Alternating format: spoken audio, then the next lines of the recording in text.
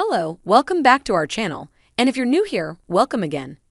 Thank you so much for watching this video, and don't forget to give it a thumbs up. You've all had the experience that the more clarity and happiness you feel, the more fabulous you feel, the more in tune you are with who you are. So that's where your strength lies. Let's get started with the video. Feel how the blending is possible when the resistance is absent, because the resistance interferes with the blending. But in the absence of resistance, then there is that blending, and therefore there is that knowing. And you are capable of doing that at any time of the day or night. We just want to help you to remember that the reason it happened when it did is because you were at your lowest state of resistance. True. Yeah. Yes, I'm very much familiar with this resistance part, and I'm aware of those very moments. So I actually choose those nights to allow myself to feel it more.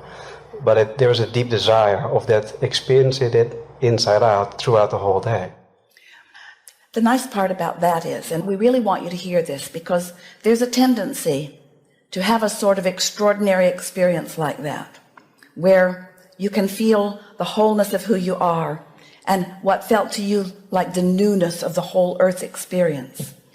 There's a tendency to want to recreate that experience again, but you cannot, because you've had that new experience and now you are changed. So as it continues, it won't feel quite as emphatic as it did the first time, because through the first experience you've already adjusted, you see. This is a way for us to say to you, just get used to that happiness and realize that in your wake state you have all kinds of emotional indicators that let you know that you are in just as much of a receiving mode as you were in that coming out of sleep state. What's going to happen to you more and more is that you're going to receive the way your inner being feels about things. That's really what's happening. You see, that source within you, and so much more. In other words, it's not just your own inner being. It's many inner beings. It's many who you have known and not known, who have been physical, who are now non-physical, are interested in what you're interested in these moments in time. And so as you're in that state of allowing, you are then able to receive their input on what they are seeing through your eyes. We said it the other way. We said you're seeing through the eyes of Source, but really it's Source seeing through your eyes and you not blocking it, so you get to feel what Source feels when Source is looking through your eyes. Now we want to be clear. Source is always looking through your eyes. You couldn't be angry enough or upset enough or hurt enough to disallow Source from seeing through your eyes. You just wouldn't feel how good it feels to Source when Source sees through your eyes. Can you feel the distinction in a powerful way? And so what you're asking for is more awareness that this is happening now. This is happening now. This is happening now.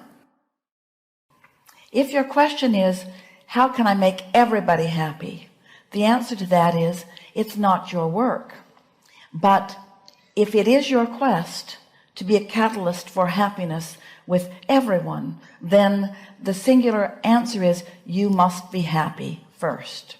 Because in your true alignment, everyone whom you hold as your object of attention gets the benefit of you translating pure positive energy right through you and washing it all over them. Now, their receptiveness is not anything that you can ever do anything about. And what most humans try to do, we were talking about how the receptive mode is here, pure positive energy. If the cork were floating up there on the surface of the water, that's what we mean. You can hold the cork under the water. That's not what we mean. Let go of it. It will bob right back up there. So pure positive energy, where your inner being is. When you finally made the decision that you were going to do something different, that decision was your grid filling in. That was you having asked and asked and asked, getting the vortex going and going and going, and at a moment of little or no resistance, that determination came to you and you knew what you were going to do. Remember how clear you felt? In fact, you're still feeling sort of clear about it because you were wanting to convince us all of that turning point here and now. So turning points, you like the word turning points? Turning points are often the grid filling in with an idea that you are now ready for. It's not that the idea isn't there. It's that you're not ready for the idea.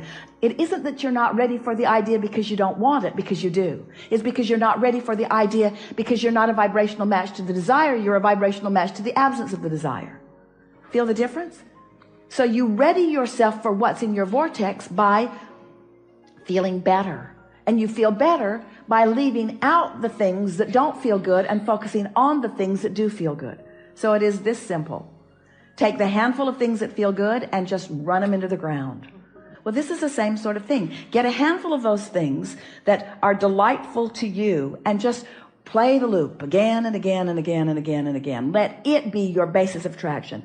Let something that delights you be the loop that you play that keeps your grid in this high vibration so that what's in your vortex can show up now and now and now and now and now. And do you know what happiness is? Happiness is being in that place where you're the receiver of the right idea at the right time.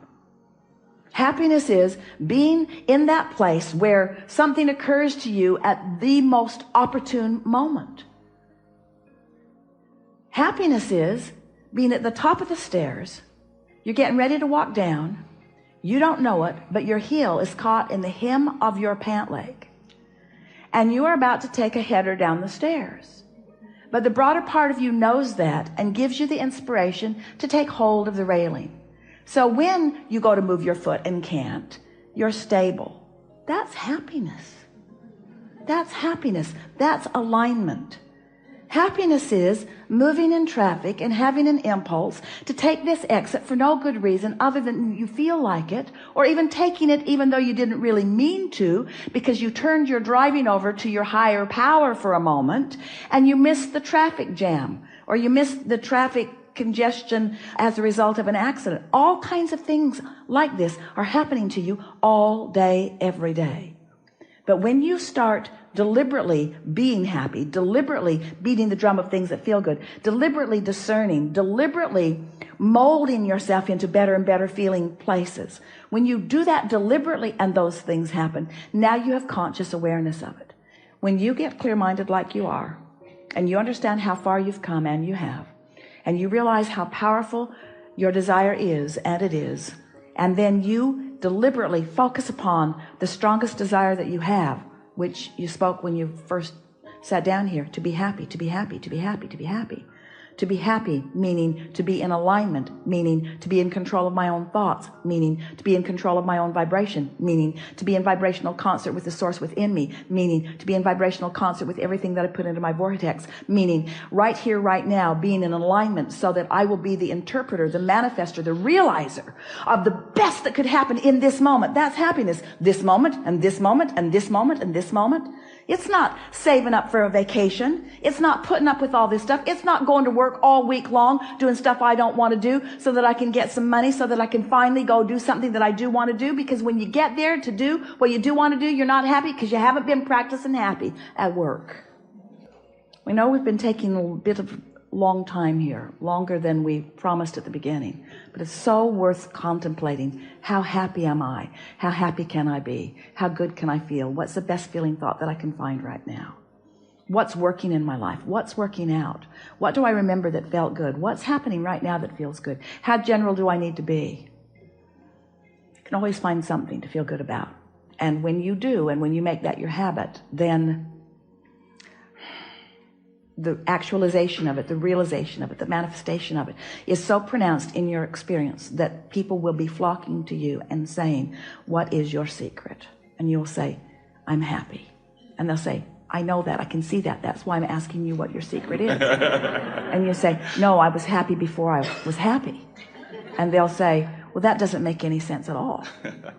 And you'll say, well, I purged unhappy thoughts from my experience by focusing on happy thoughts. Well, what do you mean? Well, I didn't actually purge them. I just started emphasizing the happy thoughts. I started making lists of positive aspects. I counted my blessings. I learned that in church. I counted my blessings one by one. And the more I focused upon them, the more that vibration was mine. And the more that vibration was mine, the more law of attraction put me in the vicinity where I could realize it. So life isn't happening to me, life is happening from me. I'm emanating the signal to which all life is responding. So when I get up in the morning, I decide, how's this day going to feel? I'm going to feel intuitive, I'm going to feel inspired, and I'm going to feel connected, and I'm going to feel vital and alive, and I'm going to feel happy, and I'm going to feel confident, and I'm going to feel kind, I'm going to feel loving, and I'm going to be at the top of my game.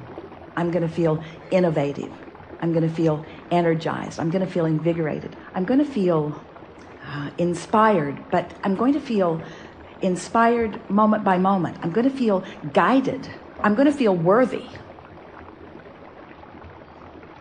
I'm going to feel deserving. I'm going to feel deserving of all of the goodness that has been taught to me all of my life. I'm going to feel deserving of that. And I'm going to demonstrate my deservedness through my happiness. Time flies, and we've reached the end of today's video. We hope you had a wonderful time with us. Please share this video with your friends if you enjoyed it. It means a lot to us. Finally, don't forget to subscribe to our channel for more Abraham Esther Hicks teachings. Thank you and good luck.